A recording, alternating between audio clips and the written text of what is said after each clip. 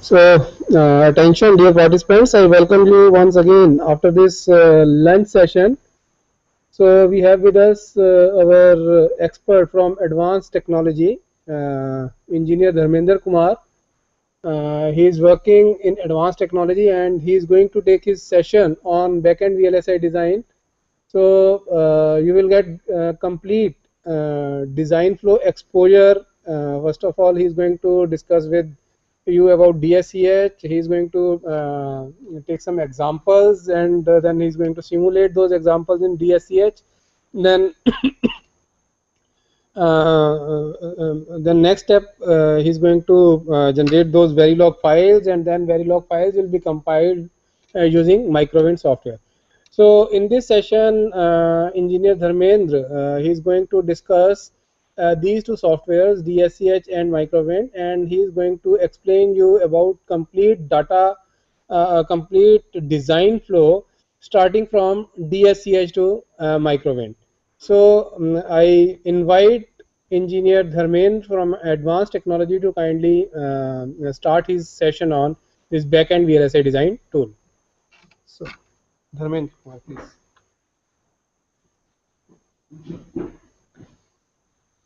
Thank you, sir, for giving me a chance to present myself on VLSI backend design. Myself, Dharmendra Kumar, and I am working in advanced technology as a VLSI design engineer.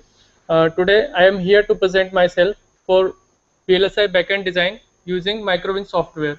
So, my flow of presentation will be like this. I will introduce my company in a few minutes. Then we will start with the DHCS, that is digital schematic. Then the main tool, that is Microwind, and first of all we will just design We schematic. are not getting your voice.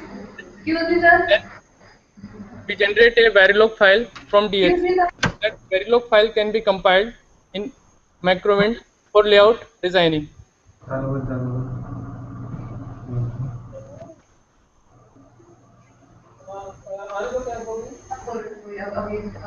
Excuse me, sir. Voice is not audible.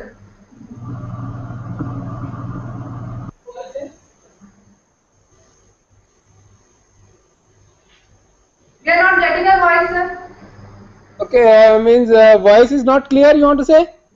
We are not getting your voice, sir. Voice is not audible. Acha, voice is not audible there. JECRC University. We are from JECRC University. Voice is not. You are from JEC REC University. Okay, and other Not connected hearing you, centers. sir. Right. Other connected centers, they are means getting voice from our center. Other Yes, sir. Yes. centers, yes. Yes. We have also voice problem, sir. From which college you are? I'm calling from Greater Noida. Dronacharya College. Excuse me, sir. Dronacharya College from Greater Noida. इसको phone करके बोल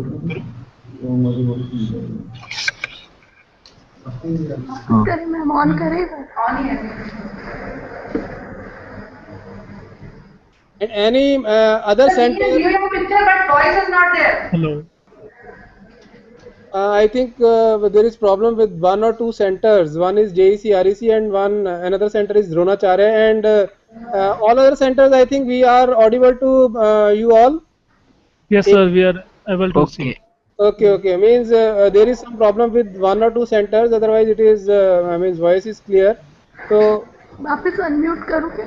नहीं मेरे तो on है.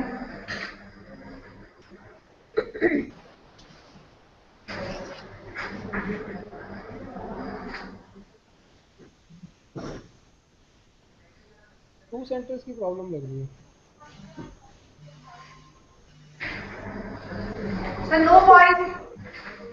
Actually, my voice is not there.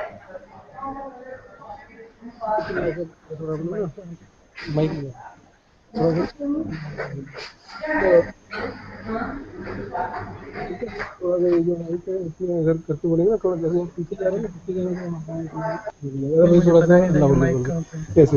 So I think now we will take care of this thing. So we are going to start with our this session on backend VLSI design. So Sir, yes, yes. we can't hear you. Even my voice is not audible to This is you. JCRC University. We are not able to hear you, sir. I think there is some problem at your end only. Kindly check your speaker whether it is on, because there is a problem with your end only. Other centers, they are basically getting quality of sound. There is no problem. Yes, this is Tripati. Any problem with our voice? No, sir, it's okay. Good afternoon, sir. Good afternoon. It is audible. Yes, sir. So I think it Voice is is not there. We are not able to hear you. only one center is there, maybe. Other centers, I think they are means getting our voice clearly. So maybe there is some problem at their end. So I once again request our expert to please go ahead with his talk on backend VLSI design.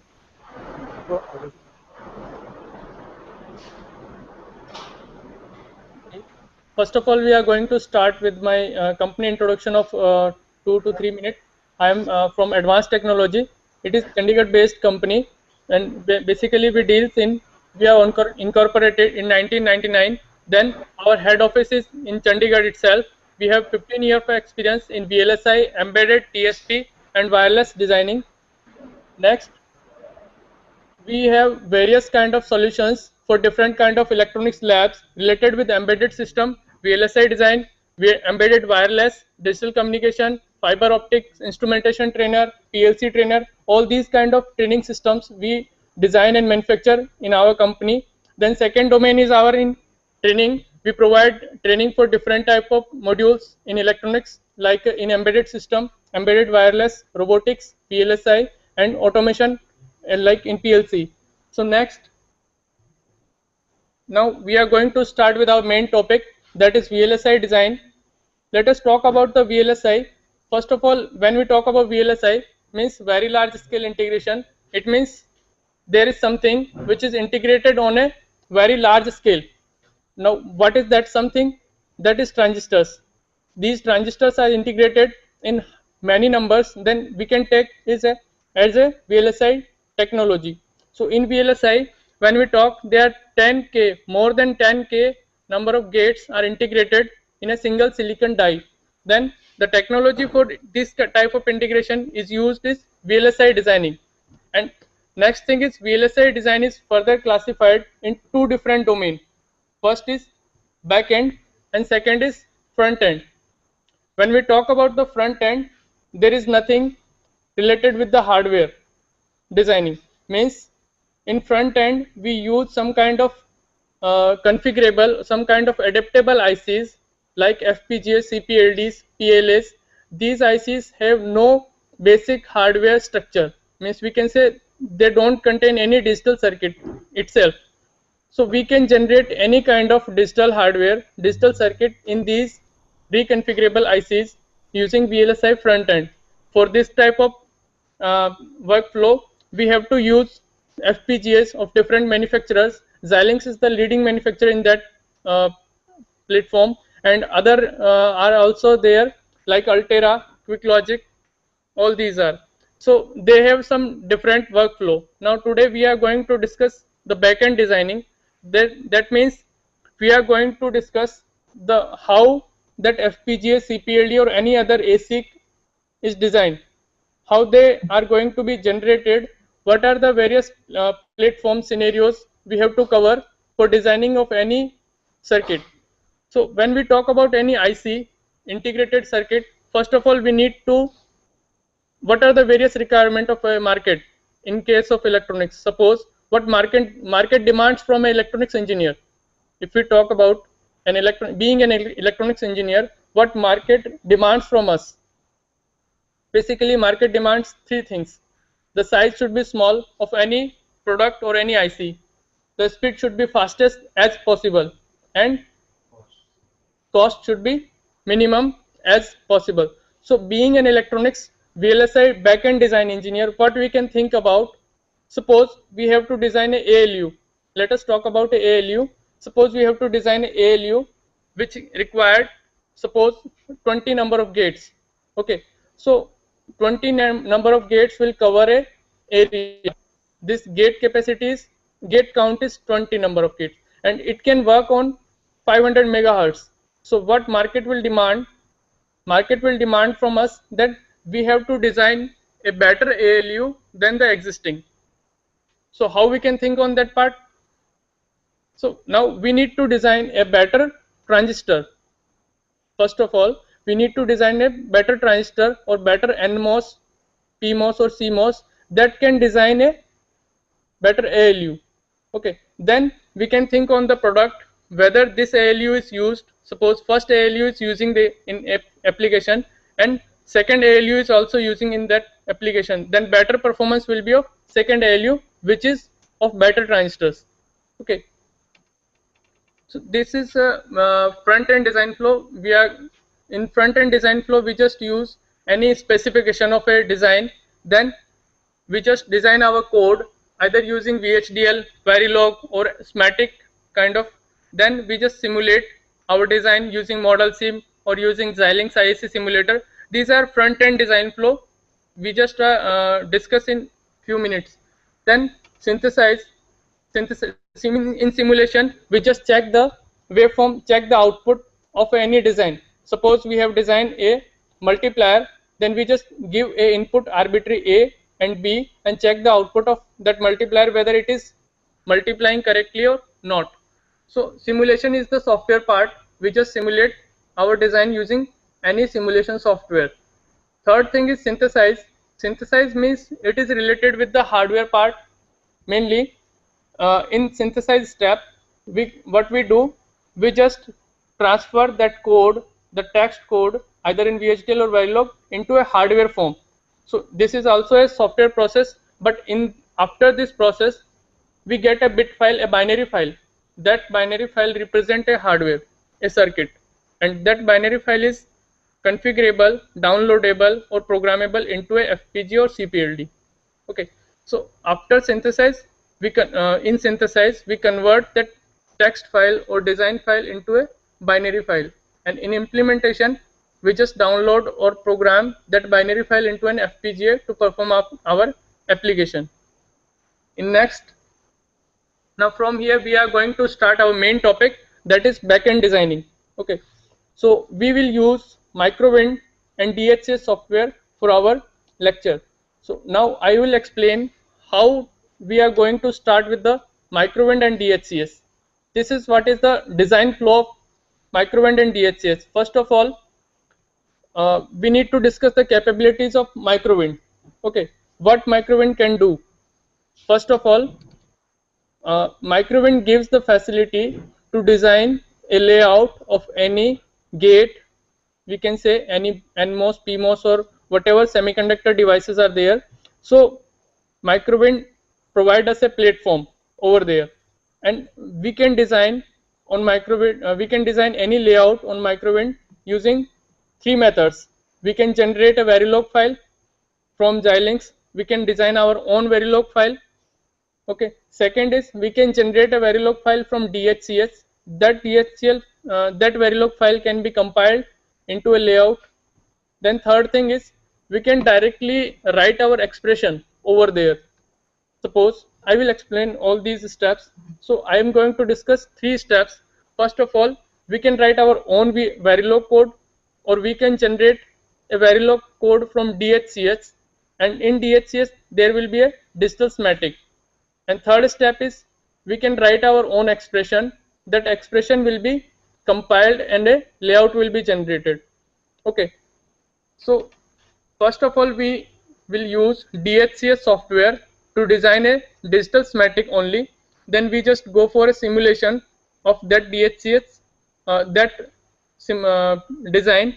Then we generate a Verilog file from that DHCS software. That Verilog file can be compiled in Microwind, and it can be simulated for various kind of applications. After completion of our requirement, we can go for the manufacturing of that particular design. The same Verilog file can be simulated using any other third-party simulator like as Model Sim or any other simulation software. The same Verilog file can be synthesized and can be dumped into an FPGA or CPLD. So this is what is the design flow with Microwind and DHCS. Now first we will start with the first step, DHCS, and then Microwind. So in the last example, as I told, that what being electronics engineer, what market demands from us. So let us assume this is a system which is designed on any kind of technology. Suppose we are going to 25 micrometer technology. Over this particular IC is designed over there. This particular IC is performing some kind of application. Okay, so now to upgrade that application, suppose let us talk about the mobile phone. Everyone wants to upgrade his mobile phone, either in terms of data rate, either in terms of connectivity, in terms of speed, in terms of features. All these are covered by there will be a controller or any IC that will cover all these features. So when we talk about the system, there will be a integrated circuit. Now in that particular integrated circuit, there will be some modules, 2 or 3, 5, 10 modules will be there. Each modules will be designed by number of gates, and in the back end of that gate there will be some circuit of NMOS, PMOS or CMOS, we can say. And when we talk about the device, there will be the circuit, the layout of that circuit will be like this. Okay, so from what we are going to discuss is, suppose we have to upgrade any hardware or any application. First of all, we should start from here. Okay, so Microwind is the I can say a good platform for this kind of VLSI backend design. So Microwind is a tool for designing and simulation of circuit at layout level. And suppose we have two approaches. First of all, we have first approach is being a teacher, what we expect from the designer. Suppose I am the teacher and I have my class. I have to take the class on VLSI backend design. Then what should my approach in undergraduate graduate level course? Suppose we are going to take a class of VLSI design. So there is no tool which provide basic layout architecture of in 3D or 2D. But suppose I have designed an AND gate, then no tool can explain that 3D and 2D of these architectures. So Microwind provide these type of basic facilities in which we can cover the ideas, we can explain more part of that particular design. And being a second thing is, this is one aspect of Microwind. Second part is for research persons. What research person can do with Microwind? Suppose a person is going to design his own kind of multiplier or own, we can say, ALU, then how Microwind will help for that person. So Microwind also provide various kind of analysis over there, like various kind of characteristic we can simulate, we can generate, we can take the FFT of that particular design for whatever the frequencies that can work on. Okay, so these are the, we can say, capabilities of Microwind software. Next is introduction to the tool. Microwind is the just, we can say, a basic software like any other. It has a menu bar and there are some icons for different kind of operations. It has a command palette, we can say, from where we can select different type of layers for our layout designing. We will use this software later on. It has the facility to draw the different characteristic, suppose VI characteristic and any other kind of characteristic we can simulate over there. Then we can simulate the digital behavior of that particular circuit. One is analog behavior in terms of voltage and current. Second is digital behavior, means suppose we are going to give a digital input, then what will be the digital output of that particular design. Third thing, it also provides the facility to analyze that 2D and 3D model of that particular design. Now in depth we can design this. This is what is the 2D view of any NMOS, and we can analyze the same over here.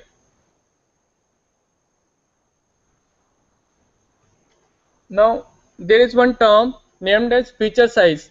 What is feature size? This feature size I think you also know, but I will explain this. Chips are specified with a set of masks over there, so minimum dimension of the mask determine transistor size. Hence speed, cost and power also depends on this feature size.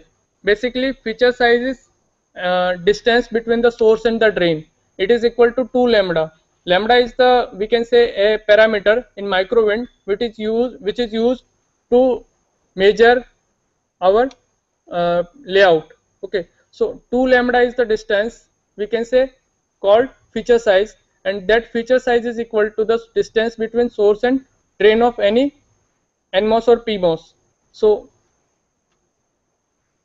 when we talk about the foundry levels, there are various foundry levels evolved, and according to any foundry level we have some limitations of metal layers, we have some limitations of layout designing. So in this software with different foundry levels, it provides the different metal layer over there. We can use these metal layers and design our layout.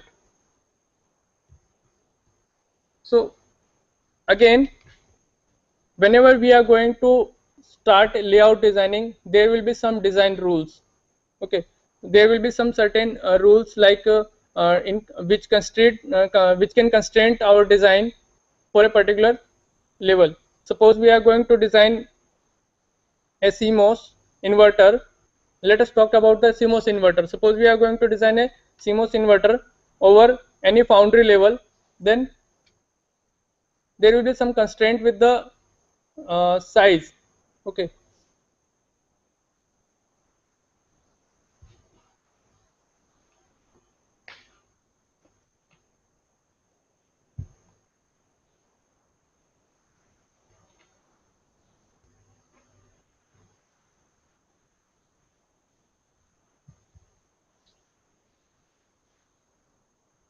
there will be some constraint with the layout, whether we can define the distance of two NMOS transistors, the distance between polysilicon and any contact. There are some constraints. So these constraints are defined as a design rule for layout designing. In microwind there are various design rules. We can check these design rules over in software. So I will discuss some of the design rules over here. Suppose for a PMOS, I will in microwind, the basic layer, basic substrate is defined as a P layer. P substrate is there, that is doped with the we can say P type of impurity. Okay, so the base substrate is of P layer. Now if we have to create a PMOS, then we should generate a N-well over there. We have to generate a N-well. In this N-well we can create a PMOS transistors. So there are some constraints. Suppose we are going to draw a N-well, then the minimum width of that N-well should be 12 lambda. Now what is the lambda? Lambda is the feature size. Half of the lambda is equal to, 2 lambda is equal to the feature size, that is distance between source and drain. So the dimension of this particular N-well should be 12 lambda, means 24 time of the distance between source and drain. Okay, now between two N-well there should be a distance of 12 lambda again. Now area of the N-well should be 12 into 12, means length and width should be 12 lambda. Now second rule is R201, minimum N plus and P plus diffusion width should be 4 lambda. Here the distance between these two, this is N-well dotted green, this is P diffusion, again P diffusion. This is for two different PMOS, we can say. Now this is N diffusion. For NMOS, the distance between two P diffusions and two P N diffusion should be 4 lambda. Okay. Next design rule is between 2 P plus and N plus diffusion, it should remain 2 lambda.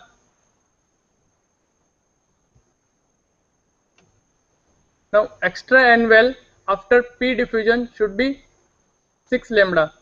I just discussed few of the design rules. Rest of the design rules can be found in software itself. You can check from the software what are the various design rules. It also has the facility to check the design rules from a design rule check tool over there. From there we can check whether our design is correct or not, or what are the various changes required for corrections. So these are some of the basic design rules which should know by basic backend design engineer. Next, the distance between N plus diffusion and N well should be 6 lambda. Minimum diffusion area should be 16 lambda square. This area should be 16 lambda, means this length and width should be 4 lambda. Length and width of any P diffusion and N diffusion should be 4 lambda. 4 lambda into 4 lambda, that will be 16 lambda square. Now in this slide we are parallelly going to design a CMOS inverter over there. In what CMOS inverter consists of, there will be a PMOS and a NMOS. In this example we are discussing the we can say design rules. In the same way we are also designing a CMOS inverter over there. So for CMOS inverter, what we need a PMOS. This is the PMOS and this is NMOS.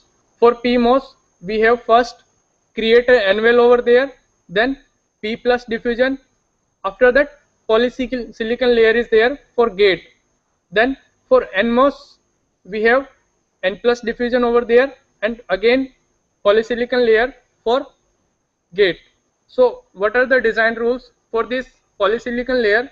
The polysilicon width should be 2 lambda for the PMOS as well as for NMOS.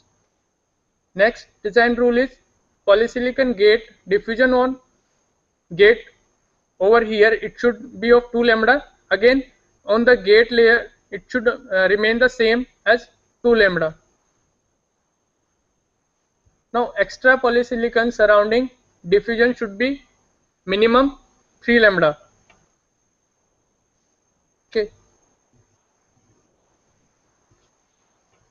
Now between two polysilicon boxes, suppose we are going to create multiple number of PMOS and multiple number of NMOS, then distance between two polysilicon gates should be 3 lambda. Same for the NMOS. Again diffusion after polysilicon, it should again be 4 lambda. So these are the restrictions, we can say these are the restrictions with the technology. Suppose we are going to use any foundry level, then there will be certain limitations of we can say manufacturing process. How, suppose we are going to design a layout for any particular IC, so there are certain limitations for the manufacturing process of that particular IC. So we need to define our minimum dimensions over there. Now for different layer we need to design contact over there. Suppose first is this is substrate. Over there we have generated a polysilicon layer or there. Then we need to take contact out of that particular IC. So for that purpose contacts are used in this software. What are the design rules with these contacts? The contact dimension should be also minimum of 2 lambda. Again there are two types of contacts. One is polysilicon contacts, second is metal and polysilicon contacts. Now again extra polysilicon after this contact should be 1 lambda. Same for the metal polysilicon contact. Now extra diffusion surrounding contact means we can say the extra material from any contact should be of 1 lambda minimum. Now between different metal layers there should be a minimum distance of 4 lambda. Suppose one metal layer is there, second another contact is there, metal contact, then the minimum width of these two layers should be 4 lambda. Now minimum area of any metal layer should be 16 lambda square. Now we are going to start with the microwind. First of all, we should discuss the DHCS over there. I will start with the DHCS.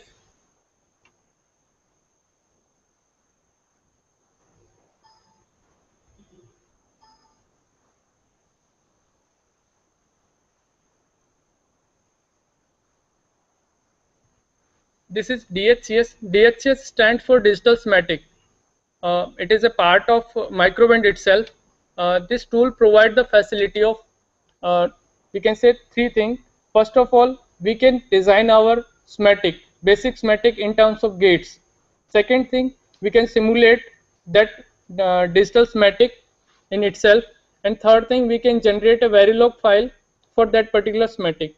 So first of all, we just design a schematic for any kind of example. Let us talk about the start with.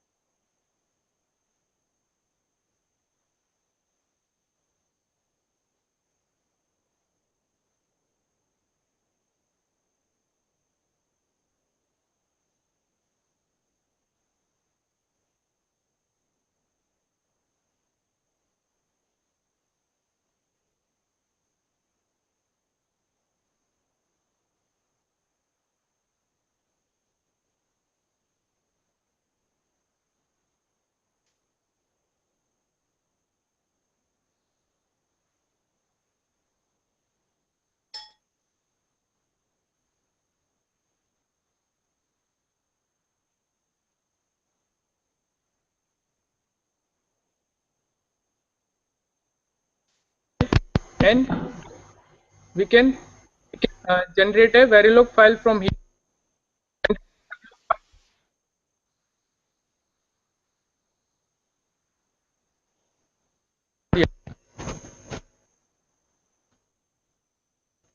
You can understand. And basic, if we don't have the Verilog knowledge, just copy this code or save in a .v extension file. Just create a text file with .v extension, that is for Verilog, and copy this code over there. So that will be a Verilog file. If you have knowledge of Verilog, you can generate your own Verilog file by defining a half header code over there. So after end of the DHCS, we have a Verilog file, which Verilog file can be compiled in layout. So I will just conclude this DHCS. First of all, DHCS is the tool which is a part of Microwind, and that can be used for digital simulation and Verilog file creation. Okay, that Verilog file can be compiled in Microwind.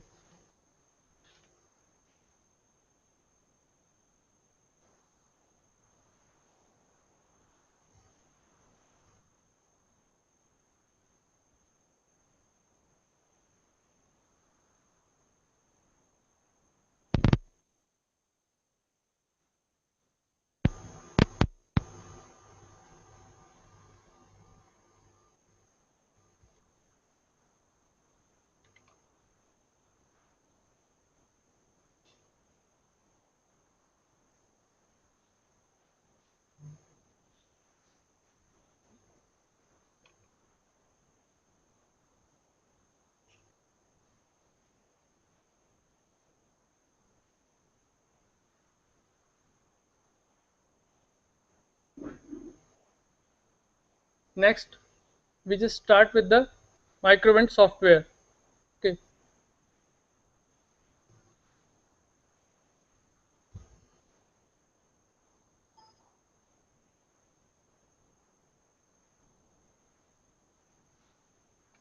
So what is the design flow with Microwind? First of all, we should select a foundry level.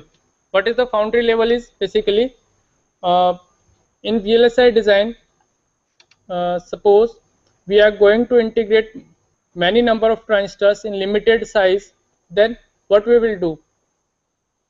Suppose we have a size over there. Let us talk about the processor.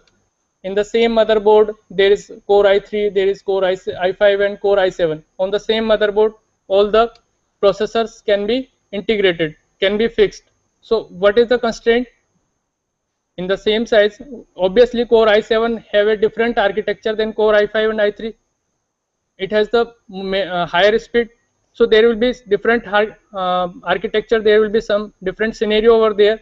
So what we will do, we just reduce the size of transistors to fit that processor into that particular size. So that transistor size can be defined based on the different manufacturing capabilities in different foundry levels. Let us talk. Suppose we have a foundry level of 35 micrometer, means we can design a 35 micrometer uh, foundry level IC that can be fabricated in 35 micrometer manufacturing laboratory. Now next, a foundry level will be on that level where it can be designed and manufactured. Okay, suppose now we have upgraded our technology. Now we are going to design ICs on 25 micrometer. The size will be reduced. Okay, but whether 25 micrometer can be manufactured or not, it will also we have to consider. So on the basis of that manufacturing restrictions, we have certain level of the foundry levels. So first of all, we need to select that foundry level on which we are going to work. So first of all, go to file and select a foundry level from specified location. This location is in rules, which is in the installation directory of Microwind.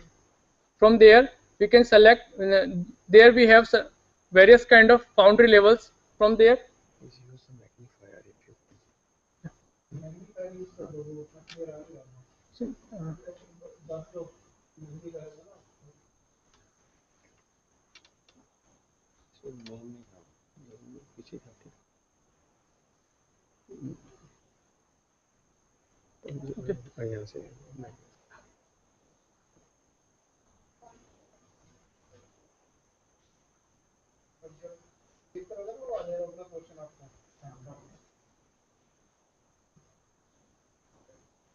From here we can select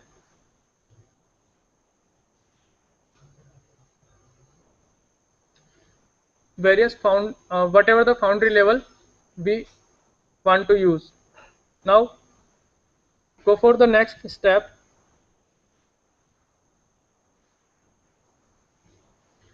After selecting the foundry level, here it will show that we have selected a foundry level. From different foundry level there will be different number of metal layers restrictions. Suppose we have selected a 35 micrometer technology. So according to 35 micrometer technology, there will be some certain limitations of metal layers. Okay, we can design 5 number of metal layers, 2 number of metal layers, 3 number of metal layers. According to the manufacturing restrictions, there will be a number of layer of metals. So whatever the technology, whatever the foundry level we have selected, it will show here, and according to that foundry level, it will show the metal layers and the voltage. Means when we reduce the size of the transistor, then we have discussed the we can say there are certain limitations with the supply voltage also. Okay, so as the foundry level reduce, the supply voltage also reduce for a IC. So according to that particular foundry level, it will show the number of metals, the number of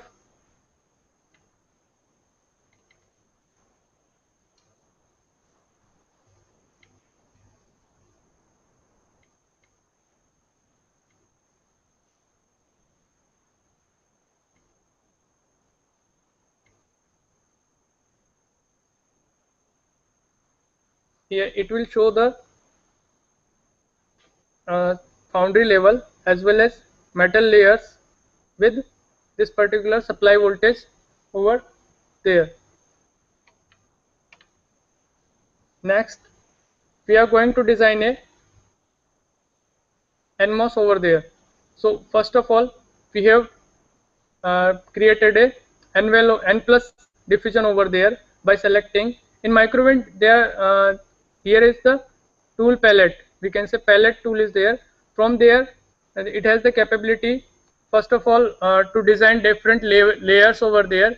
Then we can create our contact, and for simulation we can assign any input and we can check the output over from by using this palette here. So first of all we have selected N plus diffusion from here. Then we have created a N plus diffusion layer over here. The by default substrate is P type substrate. Okay, next is we have we have created a polysilicon layer to define the NMOS transistor. Then we just created the contact for source and drain. In this way the NMOS design is completed. Let us start with the software. In PPTs I think it is not so much clear. So first of all we have selected the foundry level. Go to file, then select foundry. Here you will find different in this C drive, microwind, then rules. In the rule directory you will find different foundry levels. Suppose I have selected any of the foundry level. So it will show here that we have selected a 35.35 micrometer, and according to this foundry level the metal layer are restricted for 5. Again the supply voltage for this particular foundry level is 3.5 volt VDD we can say. Okay, so here in this palette according to these restrictions it will show you the options. When we select the different foundry level, these options will be different. Okay, now 45 nanometer technology.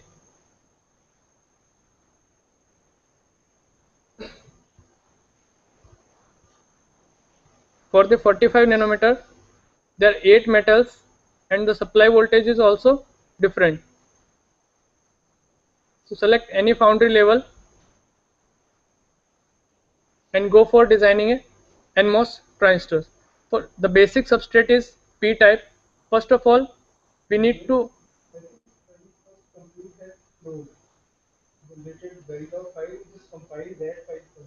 yeah, sure. Okay, okay. Otherwise, that will be mixed. You just copy Verilog file, whatever Verilog file is generated. Yeah, sure. As I discussed, there are three methods to define our layout.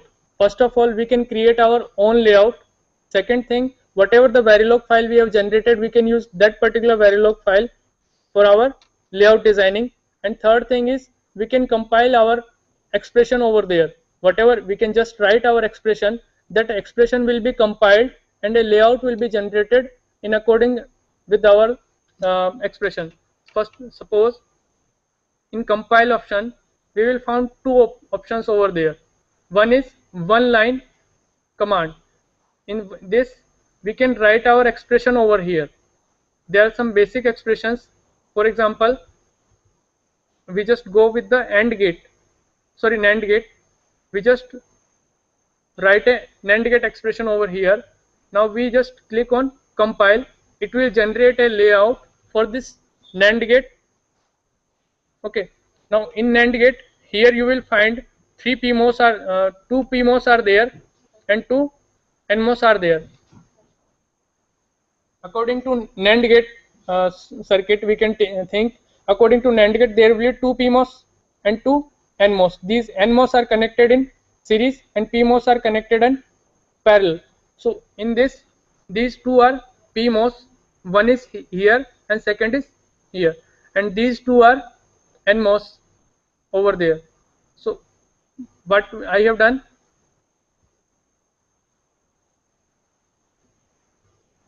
I have just compiled one line of logic over here. Next we can write our own logic also.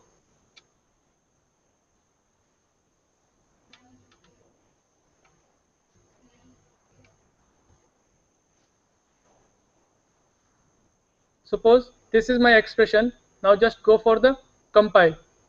So it will generate the layout according to our expression over there.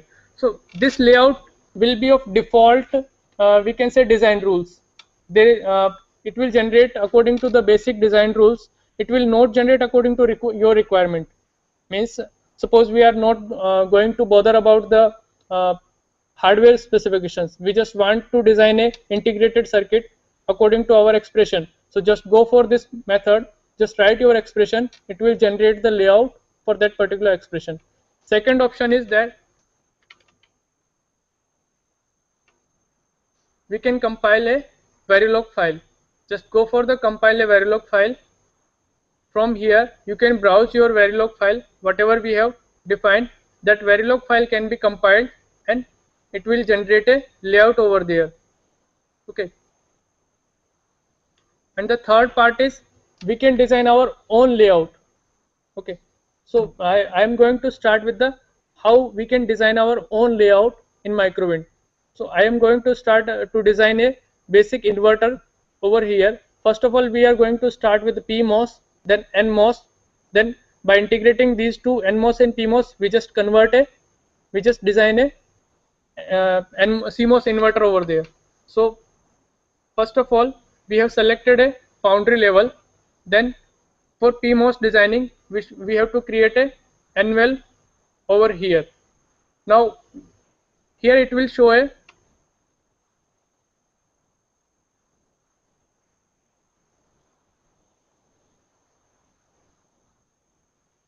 in this top left corner, it will show the size of this.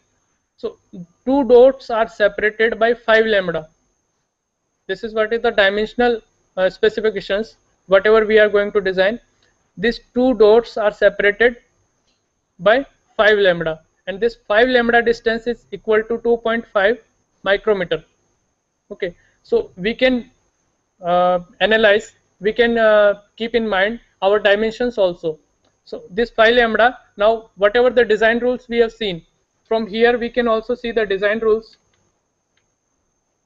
in help. Sorry,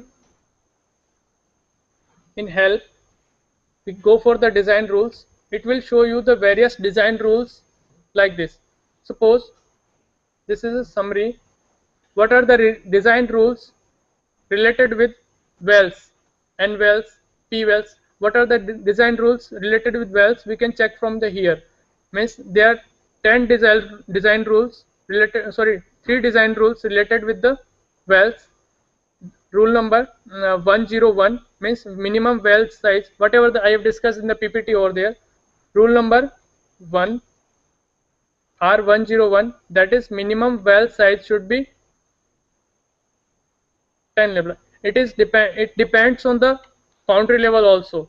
So whatever foundry level we have selected, there will be some different design rules over there. So for particular foundry level, we can check the design rules from this help over there. I again show you. Go to help, select design rules. Here you will find different design rules related with different type of layers or different type of contacts, different type of polysilicon diffusion wells. From here you can check the dimensional specification of our layout. Now go for the N-well creation. So what are the various design rules related with N-well? Well, its size should be of 10 lambda, width and left. The area should be 100 lambda square, but 10 left multiplied by 10 width. So here this dimension is of 5 lambda. We have created a N-well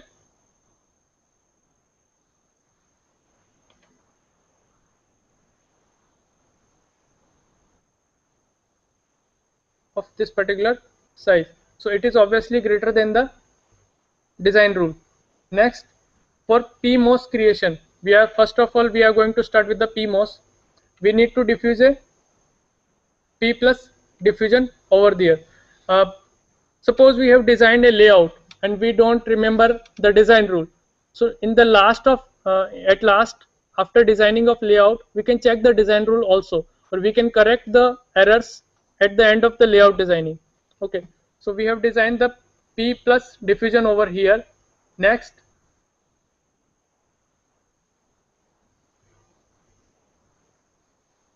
just go for a polysilicon layer for gate.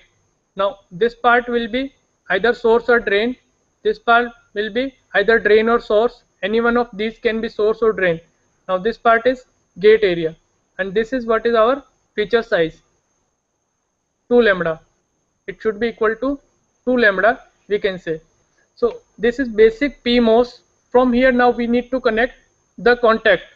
Means in a PMOS there will be a drain, there will be a source, and there will be a gate. Now we need to take these contact outside from that particular PMOS. So we will use the metal layers. This is for drain, this is for source, this is for gate. Suppose there is no restrictions with the, we can say, layout, means the design pattern. Whatever the design pattern you can think, you can design. Only keep in mind the design rules and the specifications of our applications. Suppose we are going to design the PMOS, then it should fulfill the requirement or specifications of PMOS. Okay, so whatever design we can think, we can design over there. So this is the drain, this is source, and this is gate. And second thing is what? First of all, we have to use the metal layer 1. We can't use the metal layer 2 directly or 3 directly. First of all, we have to use the metal layer 1. Then if that particular metal layer is overlapping or anywhere, then we can use the metal layer 2. Okay, so there are certain we can say design patterns. First of all, we should create an N-well, then P plus diffusion is there, then polysilicon layer is there, then for taking out the contact we have to use the metal layer 1. Metal layer 1 is getting overlapped somewhere, then we can use the metal layer 2. Okay, so here I have designed a PMOS. Now for contact, we just select a contact layer. The highlighted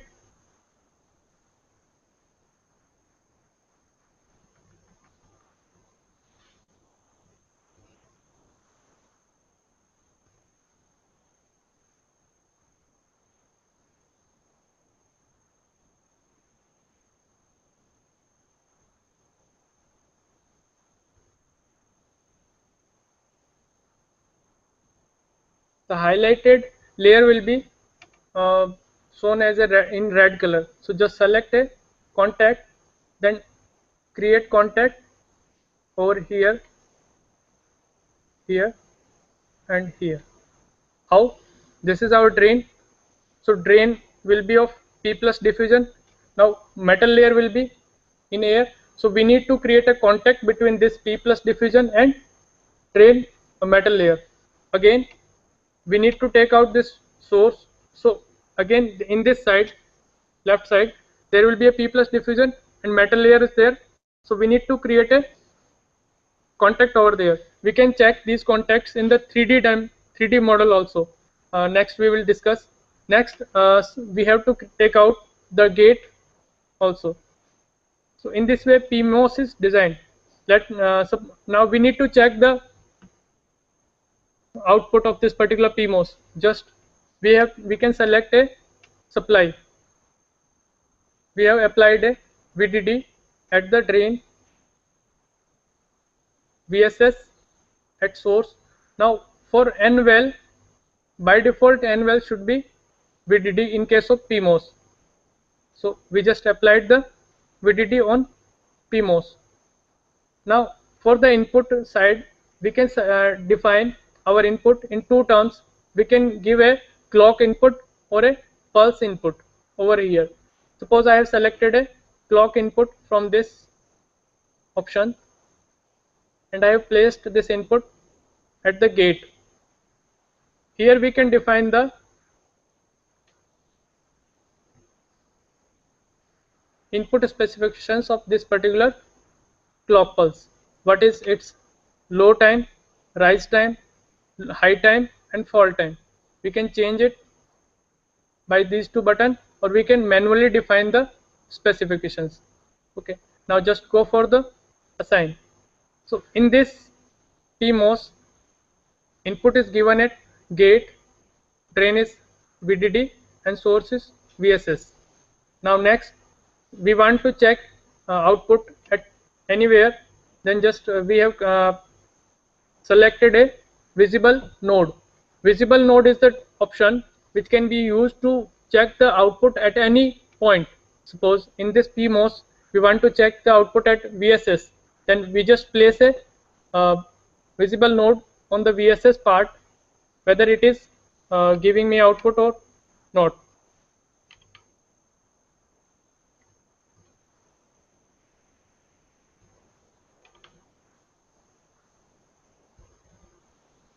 Now go for the, suppose we just start with the NMOS creation. Next,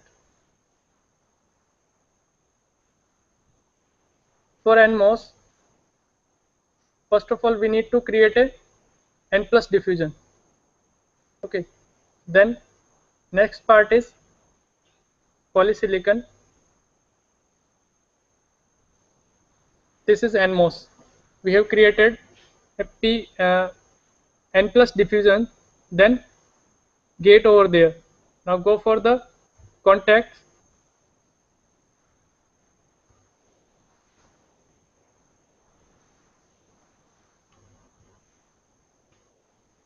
Okay, again place contacts over here. I will explain the design rules in case of inverter. Just first I am explaining the how to design NMOS and how to design PMOS. All the design rules I will explain in the inverter design. So this is the NMOS. So let's go for the inverter design in detail.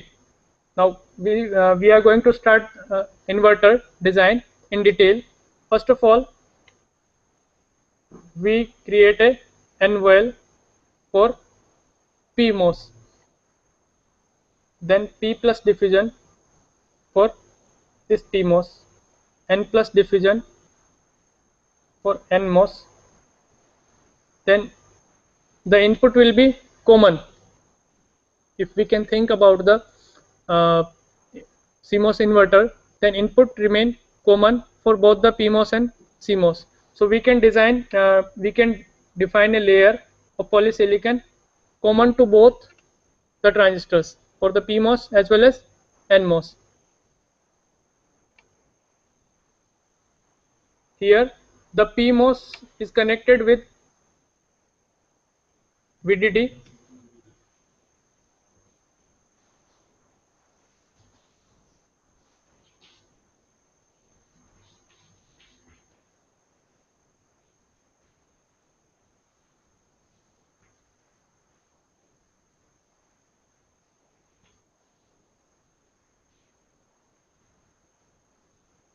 the PMOS is connected with VDD. Again, their output is also common by connecting source of PMOS and drain of NMOS. So this is the source of PMOS and this is drain of, suppose this is drain of NMOS. So we have connected these two by placing a metal layer over there. Again,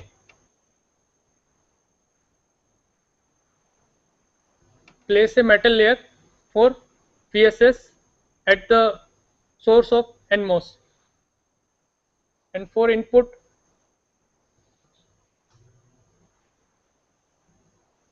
okay. Next, create contacts at various points. This is for P plus diffusion and metal. This is for again P plus diffusion and metal. This is for polysilicon and metal. N plus diffusion and metal. N plus diffusion and metal. Okay. Now check the design rules. So to check the design rules, just go for the DRC option in this here. This is the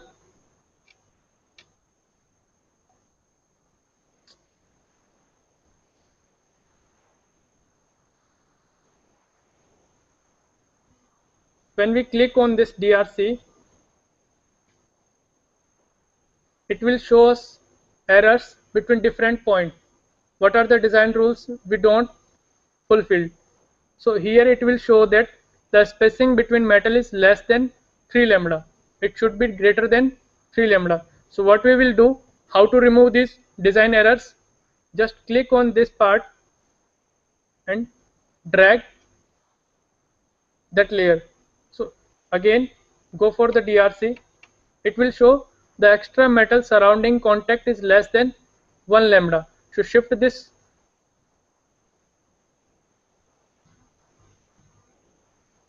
one second please. Shift this contact in this side. Okay. Next again check the DRC.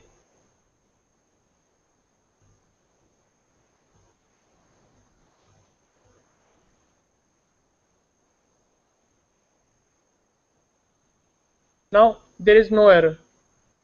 At the end, when there is no error, it will show you. But we should keep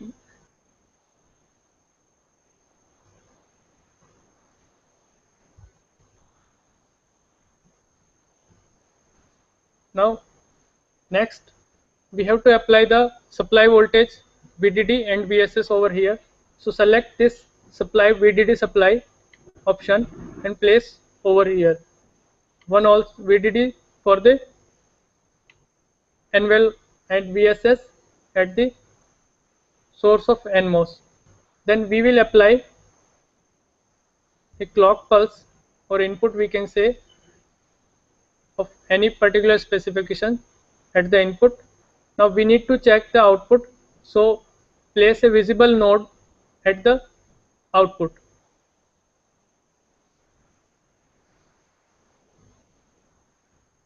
Assign whatever input we have assigned, it should be visible. From here we can select, we can make it visible or not visible. Suppose there are 10 number of output inputs and we want to see only 4. So from here we can select whether we want to see that particular input in your simulation or not. So I have selected that input will be shown in simulation. Now go for the simulation by selecting this run simulator option.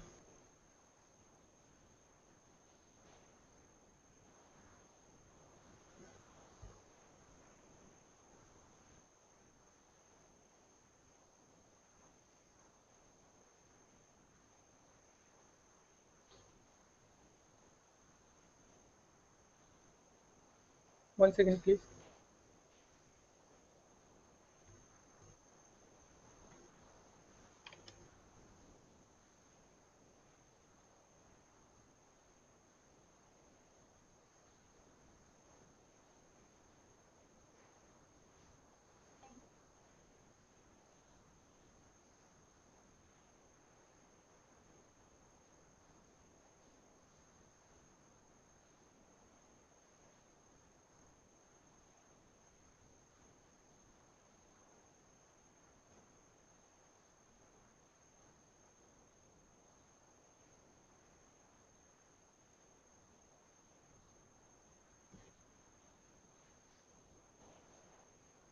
Okay.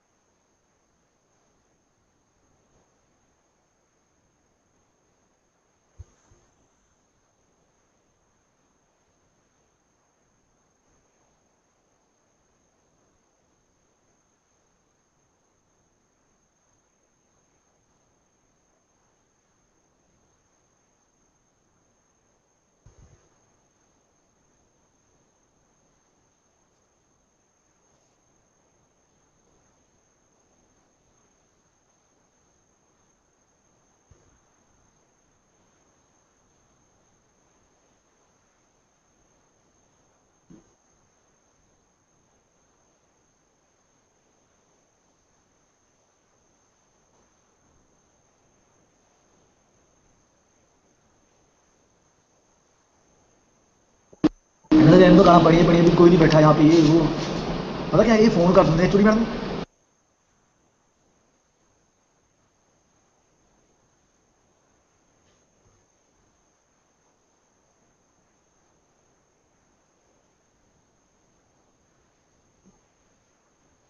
So by selecting the run simulation, we can simulate our layout.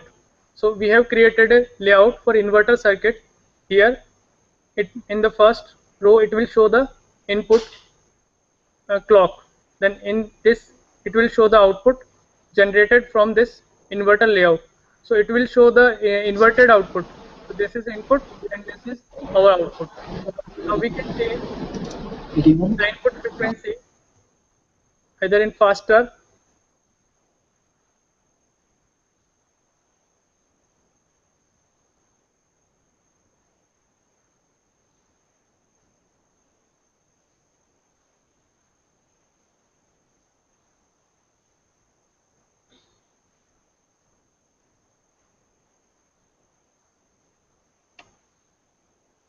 okay. So in this way we can create our simulation. Again, if we want to check the FFT of this particular NMOS, here is the option for FFT calculation. Just click on this, it will show that this particular NMOS can work on what maximum frequency. From here we can check that it can work on 195 megahertz maximum. Okay, so from here we can calculate the FFT of that particular layout. Next is what? Suppose we have to do the analysis on this particular inverter. like we want to check the voltage versus time characteristic of this particular, it will remain same. Next we want to simulate the voltage VI characteristic of this particular inverter. Just go select the simulation and VI voltage, and so it will show the voltage and current simultaneously. This is input and for output.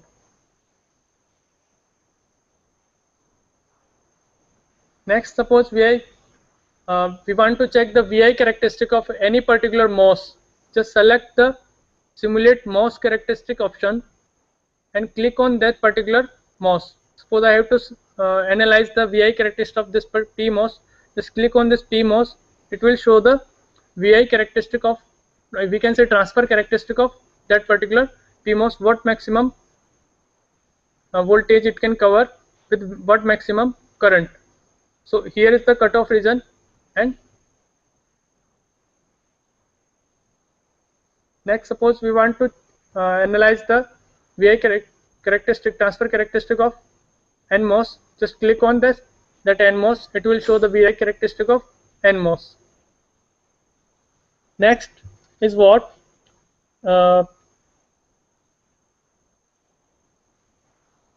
we can also check the static voltage versus voltage. These type of simulations can be done in this software. So research person what can do? Research person can do designing of any layout. Suppose they are going to design a circuit in this model in microwind, then they can analyze various types of characteristics related with the hardware specifications of voltage and current, as well as the digital specifications of input and output and frequencies. So what kind of frequencies, what maximum frequencies this circuit can work on, and what kind of voltage and current it requires. So in this way we can calculate the power consumption of that particular device. Next, for the student purpose, we can check the 2D and 3D view of this particular design. Here, first of all, we can measure the distance by using distance tool. Just select the distance tool,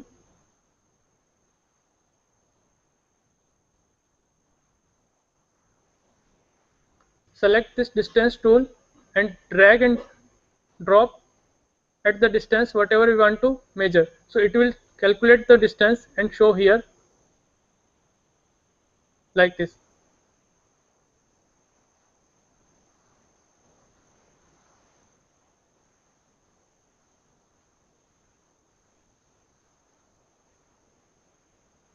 To view the 2D and 3D model, select the 2D option, and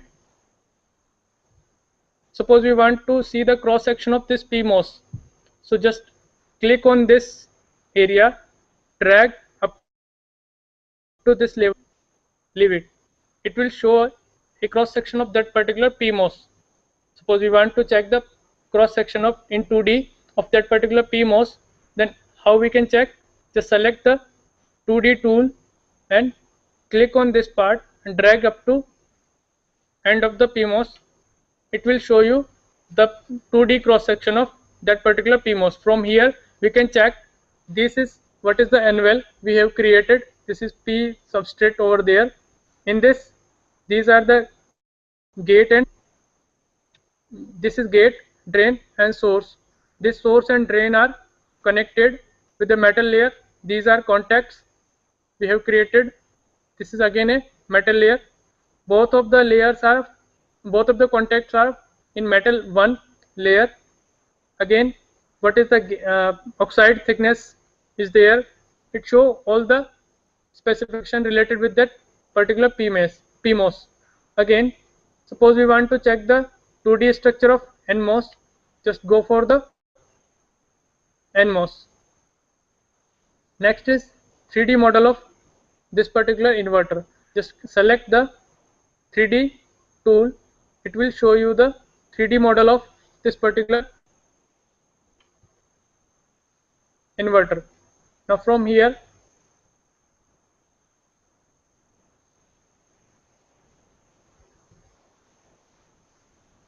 this is the 3D model of this particular inverter. This is substrate. From here, this is N well. In this there is P diffusion.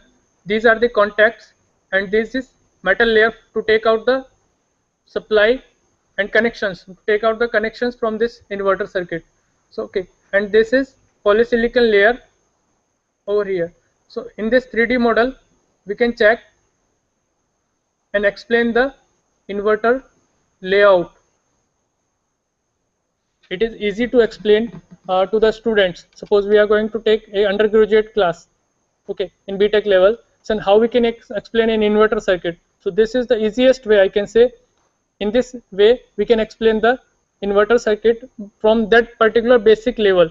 How substrate is connected with polysilicon or any whatever the specifications, whatever the 3D model can be explained in a easy way.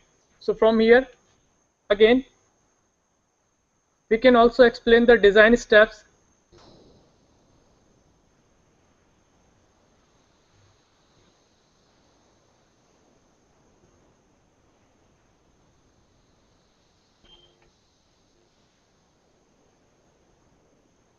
We can also explain the design process. Suppose in IC technology, there are certain steps to manufacture a IC. So from here, select the process steps in 3D. Using this tool, we can explain the steps to design to manufacture this particular inverter. So just these are 99 steps to manufacture this inverter circuit. First of all, initial substrate is there, N diffusion, then SiO2 layer. At each level, you will see the we can say animation over there, and in each step we can explain the manufacturing of this particular inverter. Okay, so whatever inverter we had designed, how this will be manufactured, we can simulate and explain over here. So for research, I again explain there are two aspects.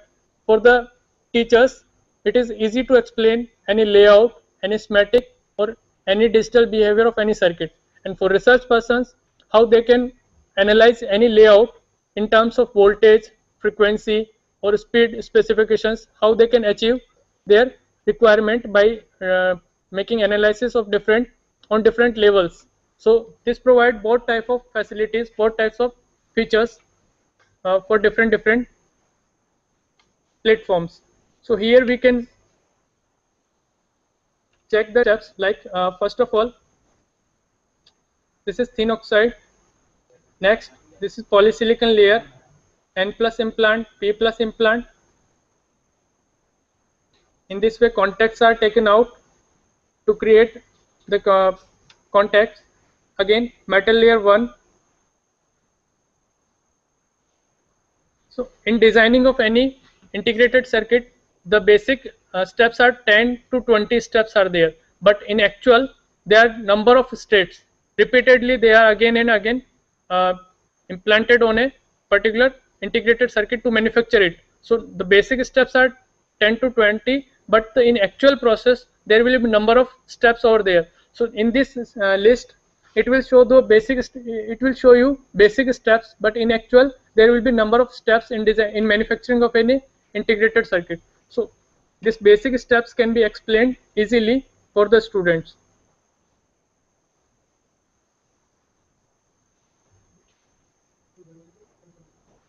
Sure. So what I have explained, what I have presented, I just conclude in within 2 or 5 minutes. First of all, I have explained what DHCS is. DHCS is a design tool in which we can design any digital schematic and we can simulate that schematic. And third thing, we can create a Verilog file that can be compiled in Microwind to design a layout. Second thing is Microwind.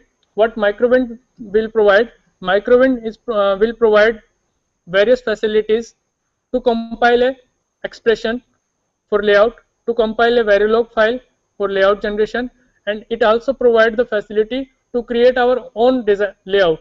Okay, so we can create our own layout in Microwind. Next is, it is also provide the facility to create layout on various foundry levels with various design rules with the selection of various metal layers and foundry metal polysilicon layers. Then again, it will also provide the facility to simulate our layout in various physical hardware specifications, like in terms of voltage, current, frequency, delay, rise time, fall time. These type of hardware specifications also can be simulated over there.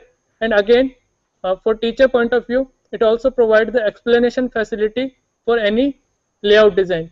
So it is, we can say, various type of platforms are integrated in this software, and also there are number of research papers are published on this particular microvent. I can provide you a list of the various research papers published on this particular microvent software, and it also provides the facility to integrate the PSpice software with this DHCS tool. It also creates the PSpice file for simulation purpose. It will create a Verilog file that can be compiled, synthesized, and can be implemented into FPGA, and that same Verilog file can be simulated in a model sim. So any doubt or any query, we can start over here. Hello. Hello, sir. Yes. Yes, Buddhi. Sir. Buddhi Prakash from BKBIT Pilani. Good afternoon, sir. Yeah. Go ahead with your query. Yes, sir. Sir, suppose we have a circuit in 32 nm technology. Hello. Yes, yes, go ahead. Then is it possible to fabricate this device? Means I want to ask that how we can fabricate this circuit which we have made in DS with the help of DSCH or microvent. So is it possible to fabricate that particular circuit which we have designed in microvent or DSCH? Okay, means your question is whatever design you are creating using this microvent, whether we can actually we can fabricate it on IC or not. Yes, sir. Okay. Fabrication process can't be done in open environment. We need some kind of special semiconductor laboratories. So fabrication process we can't do in a simple laboratory. We need clean room environment for fabrication process. So if you have any nearby fabrication laboratory, you can go there and you can ask them for the fabrication process. I think, Sir, my question is this: that suppose we have designed a circuit in microvent, so how we can proceed further to fabricate this design in that type of laboratory? actually, your voice is disconnecting in between, Professor Buddhi. You just repeat your question, please. Sir, my question is this: I have designed a circuit in microvent. Fine. You want to fabricate it? Yes, I want to fabricate it. So is it possible, or how it can be possible to fabricate that design which we have made in microvent? Okay, I think your question is he want to ask. We have fabricated one design in microvent, and he want to fabricate whether circuit designed in microvent it can be fabricated by like SCL Mohali, or is there any chip in the market which is fabricated with the help of this microvent? Okay. Am I right, Professor Buddhi? Yes, sir. Okay. So, is any chip available in the market that is basically whose layout has been generated with the help of this microvent? Exactly, that name of that particular chip, I think you can sit. Yeah. Yeah. Exactly name of that particular chip I can't tell you. I really don't know, but there are number of research done over here in this platform, and we can say the layout can be fabricated, which is generated by microvent. The file can be saved, and that file can be processed in the layout fabrication or IC fabrication. So I think he doesn't have idea about means whether actual any actual chip is available in the market that has been created with the help of microvent or not, right? Okay, so, sir, one more question is there. Yes. Sir, suppose, sir, a Verilog file which is created by DSCH, then we can run this Verilog file in other software like Cadence. So what is the difference between the layout?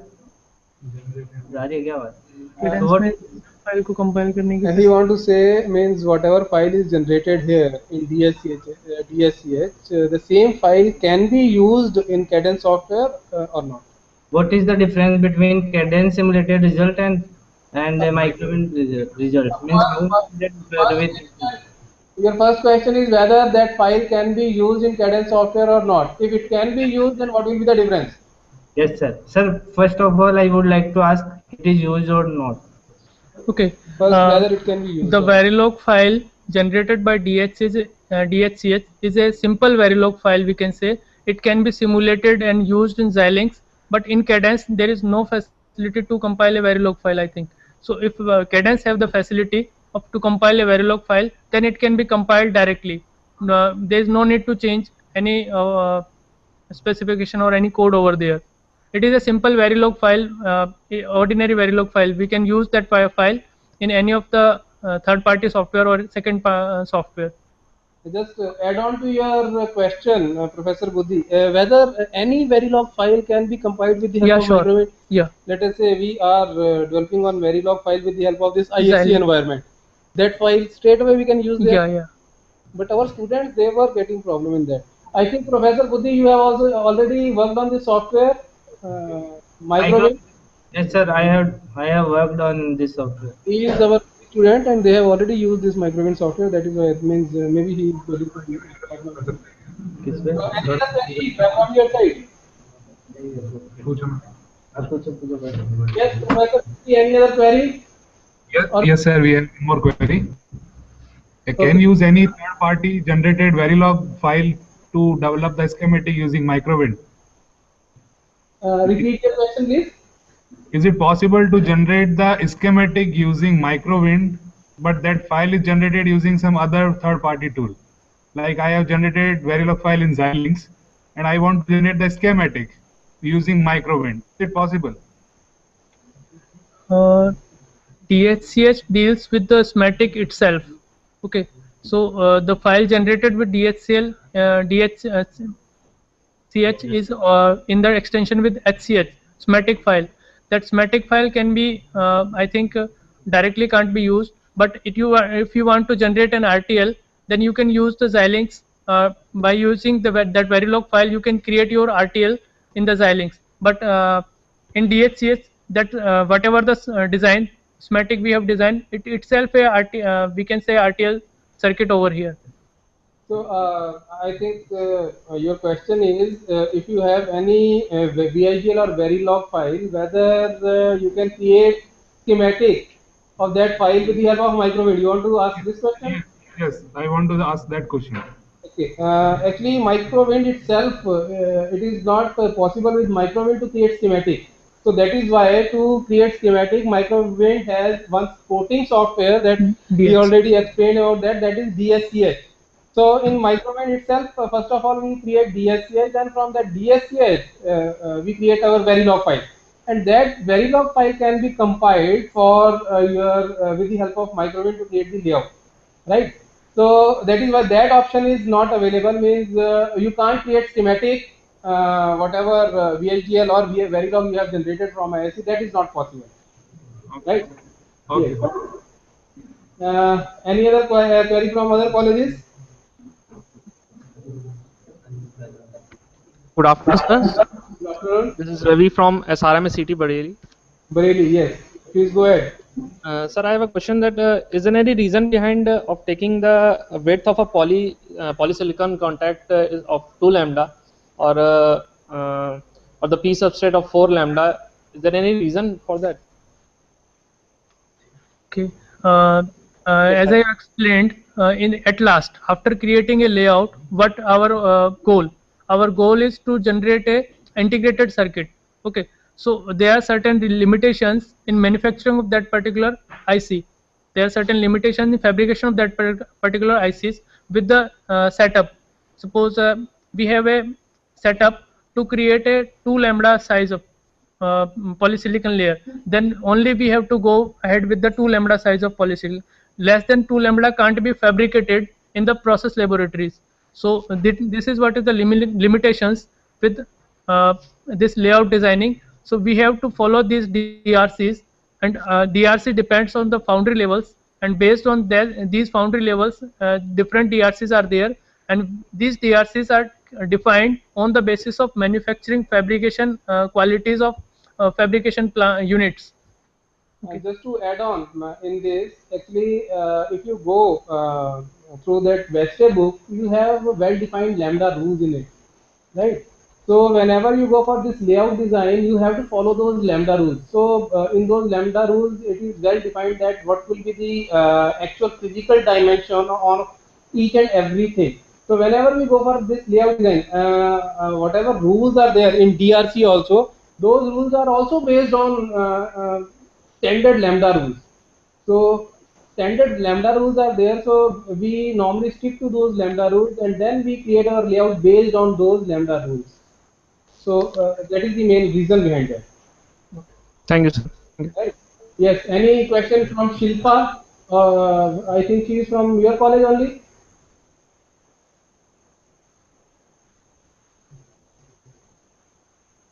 Yes, APG Shimla, you want to ask anything?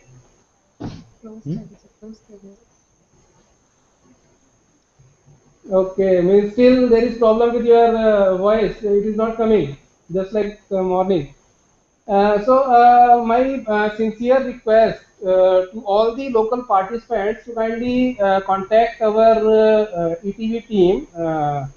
Paramjit is here, Monica is here, and then Deepika is here. If you have any kind of problem regarding this voice, if our voice is not coming to your end, or you are not able to ask your queries and some problem is there at your end, you just contact our ETV team after this session so that it can be sorted out, and you should be able to ask your queries at least in our tomorrow session, right? Yes, Professor Tripati, you are also very active there if you want to ask any query. So there is no more query from our nodal centers. Now we can switch to our ME students. They are also present here. So any query from your side? You have discussed the different design tools. Specific to the microwave or any other? No, sir. No, we have discussed two tools, DHCS and Microwind. These both the tools are integrated in a single setup. We can say there are more number of softwares over there. We can say it is only a integrated software tool which consists of DHCS as well as Microwind. Actually, design rules are standard rules, right? All these software vendors, they normally follow these rules, lambda rules, right? A little bit of slight variation in their design just to optimize your design. Otherwise, standard lambda rules are there, and most of the vendors, most of the manufacturers, they follow those lambda rules only. Based on that only, they create the physical dimensions, right? So means you can't deviate much from those lambda rules. Those are standard rules. Whenever you are going for that VLSI